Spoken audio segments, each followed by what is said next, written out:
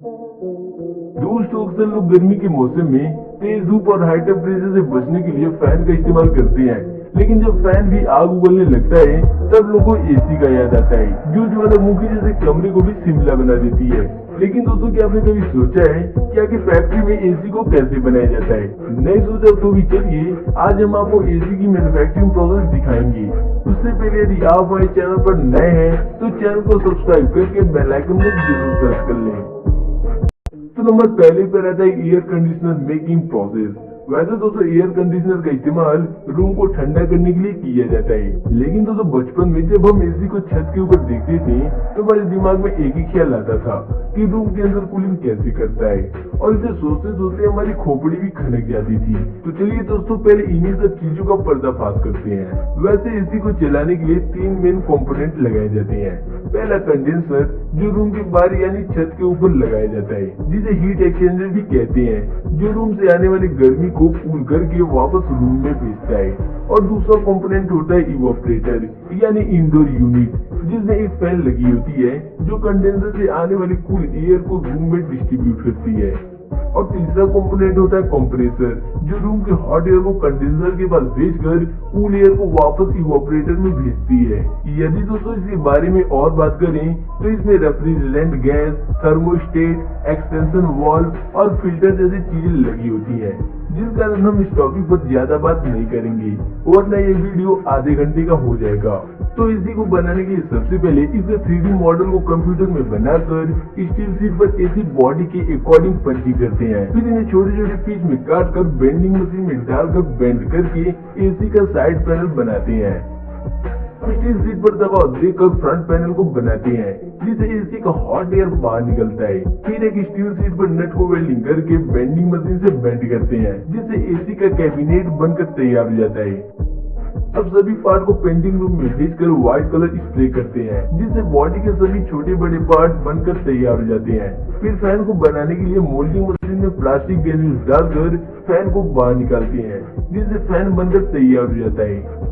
अब बारी आती है हॉट कॉइल यानी कंडेंसर में पड़ने वाली कॉइल रॉड को बनाने की। तो इसे बनाने की सफर स्टार्ट होती है कॉपर ट्यूब को एक फिक्स लेंथ में काटने से। फिर इन कॉपर ट्यूब को बेंडिंग मशीन में डालकर कंडेंसर ट्यूब का शेप देते हैं। अब एल्युमिनियम फॉइल का एक मोटा लेयर बनाकर उसमें कॉपर ट्यूब को डालते हैं और ऑयल ड्राई ओवन में डालकर इस पर एक खास रंग के ऑयल को लगाते हैं। अब इसे कन्वेयर बेल्ट से आगे भेजकर इसके दूसरे साइड में यू शेप का मेटल लगाकर कंडेंसर में लगे रॉड को लॉक करते हैं और आगे भेजकर इन रॉड को वेल्डिंग करते हैं। फिर इसका लीकेज टेस्टिंग करने के लिए इन्हें वाटर में डालकर कुछ समय बाद बाहर निकालते हैं।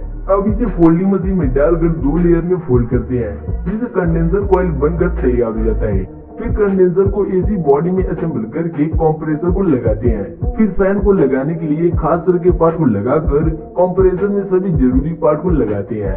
अब इनलेट और आउटलेट वॉल लगाकर नट से टाइटली कसते हैं। फिर कंप्रेसर पाइप के साथ कंडेंसर को वेल्डिंग करके क्रिटिकल पार्ट को स्कैन करते हैं और इसे फैन लगाकर स्क्रू से टाइटली कसते हैं। अब इसे जरूरी पार्ट को स्क्रू से टाइटली कस के वेल्डिंग वाले पार्ट को वाटर से क्लीन करते हैं। फिर इसमें सर्किट बोर्ड असेंबल करके एसी का इंटरनल पार्ट तैयार कर लेते हैं। दोस्तों, इसी सर्किट बोर्ड में capacitor, temperature sensor, power supply unit और रिले लगा होता है। अब एसी के फ्रंट पैनल पर कंपनी का स्टिकर लगाकर एसी के साथ अटैच करते हैं। फिर एसी के अंदर एयर प्रेशर देकर डस्ट वगैरह क्लीन करते हैं और सभी इंटरनल पार्ट को टाइटली कस के फैन का टेस्टिंग प्रोसेस करते हैं। अब साइड कवर लगाकर स्क्रू से टाइटली कसते हैं और लास्ट में बॉडी कवर लगाकर एसी को पूरी तरह तैयार कर लेते हैं।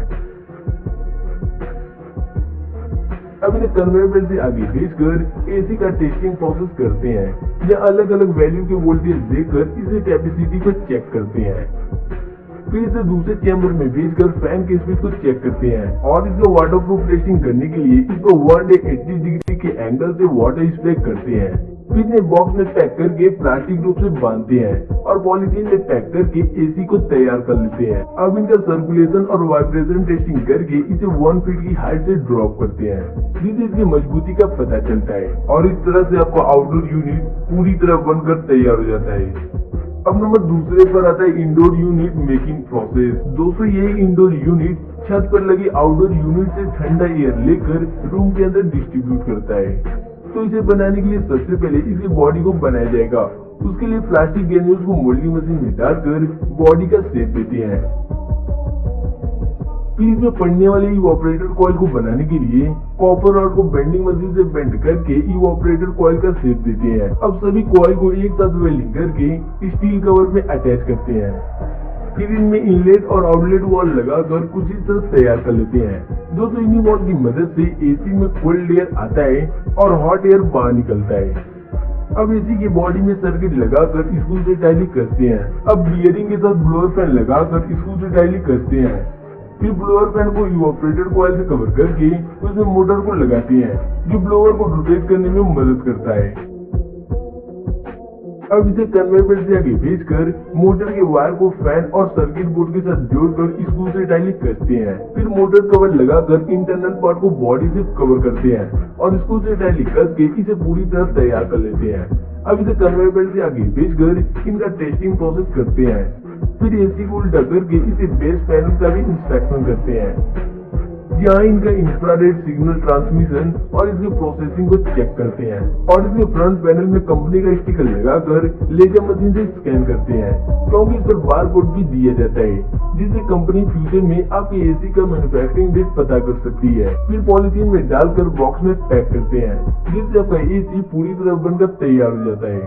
तो दोस्तों वीडियो आपको कैसा लगा कमेंट करके जरूर बताएं। और दोस्तों आपके लिए बहुत बड़ी खुशखबरी ये है कि अपना न्यू चैनल आ चुका है जिसका लिंक डिस्क्रिप्शन में है। तो जाइए चैनल को सब्सक्राइब करके बेल आइकन को ऑन कर लीजिए।